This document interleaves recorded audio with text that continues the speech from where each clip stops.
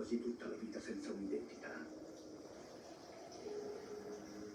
Divento un poco come uno spettro. La mia vita insieme alla chiesa